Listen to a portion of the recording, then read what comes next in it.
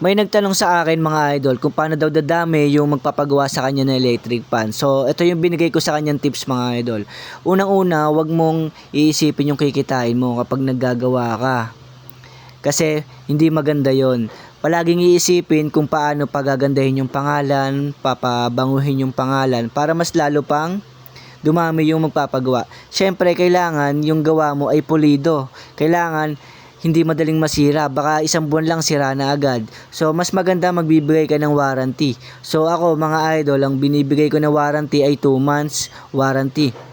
Kapag nasira sa loob ng 2 months, so gagawin natin, wala siyang babayaran. So, yun yung mas maganda, may warranty. Yung iba kasi walang warranty. So, lugi na rin si customer doon. Kaya ako, may warranty ako mga idol na binibigay. 2 months warranty. So, bahala na kayo kung gagayahin nyo yung pwedeng 1 month warranty, depende na lang sa iyo yon mga idol. Kaya pero ako 2 months warranty. So yon, papabanguhin mo lang yung pangalan mo, papagandahin mo lang.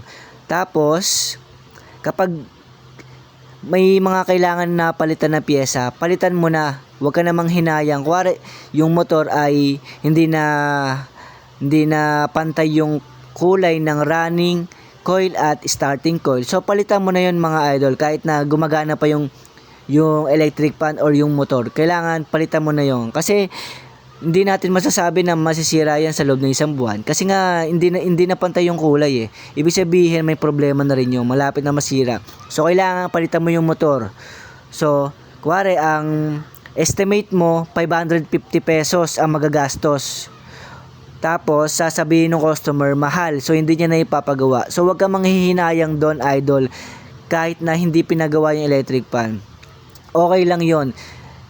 Kasi, kapag pinilit mo gawin yon na hindi papalitan yung motor at inayos mo umandar, tapos, sa loob ng isang buwan, nasira, diba? Tapos, nasira yung motor. So, wala ka na. So, anong gagawin mo? Manghihingi ka na naman ng pera, pambili ng motor dun sa pinagawa mo. So, siyempre hindi na papayag yung nagpagawa sa iyo. Ibig sabihin, parang pineperahan mo lang siya, 'di ba?